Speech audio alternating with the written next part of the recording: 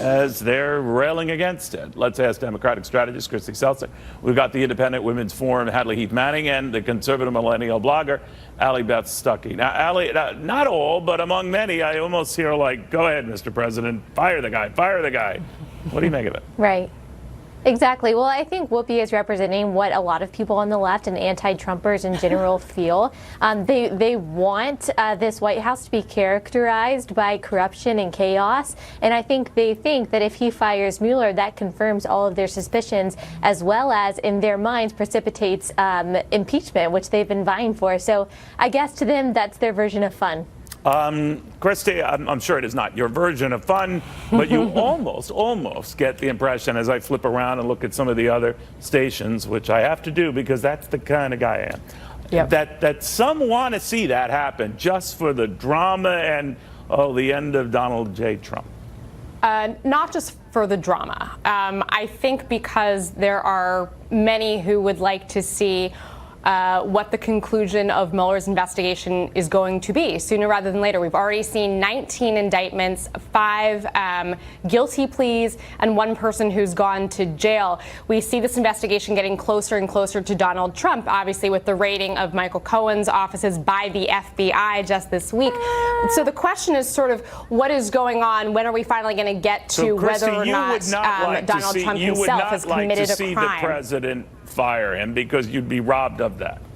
It's not really important what I think, right? It's important as to whether or not it commits a constitutional. If I didn't think your view was important. Thank you very much, Neil. No, listen, like the real question here is whether the president, again, has already committed a crime, and would he be, what sort of constitutional crisis would he be precipitating if he were to try to then obstruct justice by stopping the investigation? Right, He's already said a number of times. We're not at that point, and Hadley, the president, he suggested that he could. All right, well, but right now, and I don't know the legalities on this or whether he does it through others at the Justice Department, as Richard Nixon did, and going through a chain of command.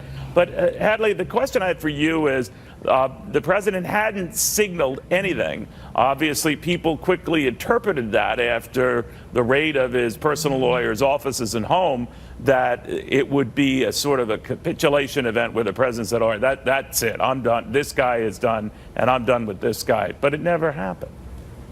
That's right, and the administration has given no indication that this is within the realm of possibilities, that he would be fired. So I'm going to emphasize what Meghan McCain said on The View. She said, this is speculation. We're getting ahead of ourselves here. And of course, if something like this happened, we could expect there to be protests in Washington, D.C. And protest is a good part of free speech. But rioting and lawlessness, nobody wants to see that. I think Whoopi Goldberg was speaking carelessly there. Well, you know, Allie, I was listening earlier on to Rand Paul about this issue, and he too thinks there's been overreach and an investigation that has veered off its original course. It certainly would not be the first one that has.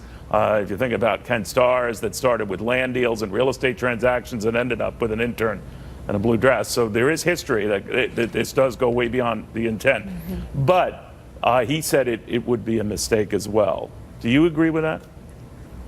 Yeah, I definitely agree with that. And I'm not of the camp that believes that raiding the office was necessarily a constitutional crisis. I think he does have a moral and legal obligation to investigate crimes if crimes were there. So I'm not worried about that. I'm worried about the excitement and the anticipation that we have on the left of confirming that Trump is apparently corrupt. I don't think that would be good for the country at all. MoveOn.org, which is a largely progressive, if not exclusively progressive organization, already has an action plan on their site for when Trump fires Mueller, when he pardons certain people that were investigated, that they are going to write. They've already organized all of this. And so I think it would be deceitful to say that they're not excited. That speculation is well earned because of the president himself. Look, his favorite thing to do when he's on the cusp of making a decision is to say, I don't know, we'll see what happens, right? He's actually asking us to speculate as to whether or not he's going to. I don't know if he enjoys it or not, but that's certainly what he's trying to do here. He said at many points that he might. There's obviously been reporting. I can tell you, I'm going to eat vegetables. I can threaten to eat vegetables.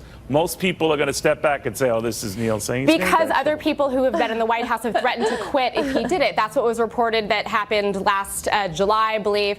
Now we're hearing that he again tried to do it in December. Well, we don't Sarah know Sanders whether that is yesterday 100% said correct. The he bottom line thinks he has the right. No, let's just be careful where we stand right now. Whatever some people want or fear or think will happen, the bottom line is Mueller's still in his task and still aggressively going about his task. That's right. And the investigation ensues, right? One important reason why we shouldn't get ahead of ourselves here is that President Trump, if he did do something as politically dumb as firing Mueller at this point, he would not only be causing a constitutional issue, be drawing attention to potential corruption in his administration, but he would be drawing attention away from the issues that he wants his base to be focused on. He wants Americans to be focused on, like tax reform, like the economy. Guys, thank you.